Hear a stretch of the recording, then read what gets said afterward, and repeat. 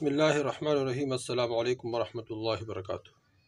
دوستو، بہت زبردست وظیفہ ہے سورہ یاسین کو ایک خاص طریقے پر پڑھنا، جس کے برکت سے اللہ جل شانہ تمام مرادوں کو پورا فرمائیں گے، اور اللہ جل شانہ تمام حاجات، تمام ضروریات کو اپنی غیبی خزانوں سے پورے فرمائیں گے۔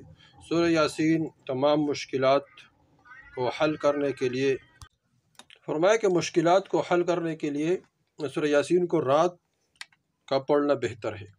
جو رات کو پڑھتا ہے اس کی تمام مشکلات اللہ جل شانہ حل فرمائیں گے، اور اس طرح مرادوں کو پورا کرنے کے لیے دن میں پڑھنا یہ مؤثر ہے۔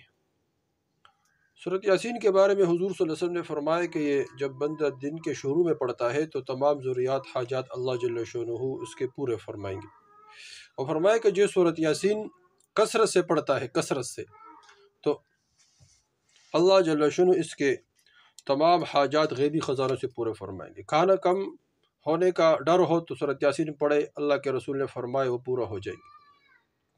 اسی طرح فرمایا راستہ گم ہونے کا خطرہ ہو، راستہ گم ہو گیا، سورۃ یاسین پڑھے تو وہ راستہ پالے گا۔ فرمایا کہ کسی عورت کا بچہ پیدا ہونے کا وقت ہو، سورۃ یاسین پڑھے تو اللہ جل شانہ اس میں آسانی فرمائیں گے۔ تو اسی طرح سورۃ یاسین تمام مسائل کا حل ہے۔ اس کو ایک خاص طریقے سے علماء فرماتے جب بندہ پڑھ لیتا ہے تو اس کے تمام ضروریات، حاجات اللہ جل شانہ غیبی خزانوں سے پورے فرمائیں گے، اور جو بھی مشکل ہو، جو بھی مسئلہ ہو، وہ اس کے ذریعے سے اللہ جل شانہ تمام کے تمام حل فرمائیں گے۔ سورۃ یاسین یہ 83 آیاتیں ہیں، اور سورۃ یاسین اس میں 5 رکوع ہے۔ حدیث شریف میں اس کو قرآن کا قلب فرمایا ہے، جیسے کہ انسان کا قلب ہے، دل ہے، اس طرح سورۃ یاسین یہ قرآن کا قلب ہے۔ علماء نے لکھا ہے کہ 24 گھنٹوں میں ہر آدمی کو اس کا پڑھنا چاہیے۔ کوئی بھی 24 گھنٹے ایسا نہ گزرے کہ جس میں کسی نے سورۃ یاسین نہیں پڑھ رہا ہو۔ حضور صلی اللہ علیہ وسلم نے فرمایا میرا دل چاہتا ہے کہ سورۃ یاسین میرے ہر امتی کے دل میں ہو۔ ہر امتی کو چاہیے کہ اس کو یاد کرے، تھوڑا تھوڑا یاد کرے، ایک ایک رکوع یاد کرے، ایک ایک آیات یاد کرے، اور تھوڑا تھوڑا یاد کرے۔ اللہ جل شانہ انسان کو جلدی یاد فرمائیں گے اس کو، اور یہ ضرور یاد کرے۔ ہر آدمی بندہ جب یاد ہو تو چلتے پھرتے ہر وقت بندے سورۃ یاسین کی تلاوت کر سکتا ہے۔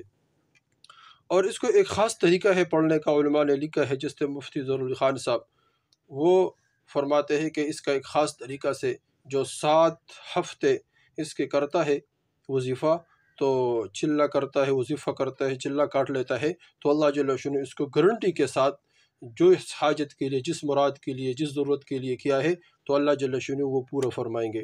بہت آسان طریقہ ہے دوستو، یا فجر کے نماز سے پہلے کرے یا فجر کے نماز کے بعد کرے۔ یہ وظیفہ فجر کے نماز کے بعد یا فجر کے نماز سے پہلے کر سکتے ہیں۔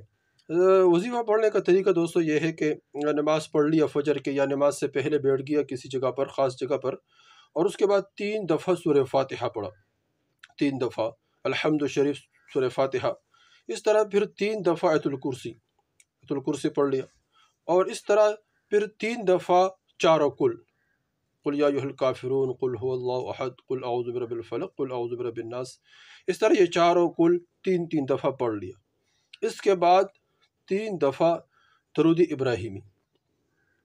یہ 4 اعمال ہو گئے، سورہ فاتحہ 3 دفعہ، آیت الکرسی 3 دفعہ، اور 3 دفعہ چاروں کل، اور 3 دفعہ درود ابراہیمی۔ لیکن اس سے پہلے ایک کام یہ کرنا ہے کہ جس مقصد کے لیے، جس ضرورت کے لیے بندہ یہ وظیفہ کرتا ہے، اس کو پہلے کاغذ پر لکھ لے، اس دعا کو پہلے، اس ضرورت کو، اس حاجت کو پہلے کاغذ پر لکھ لے۔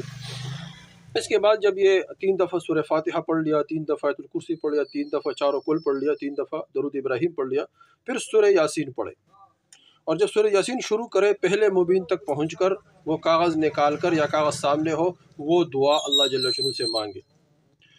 اس کے بعد دوسرے مبین تک پہنچ کر پھر کاغذ نکال کر، کاغذ سامنے ہو، وہ دعا اللہ جل شانہ سے مانگے۔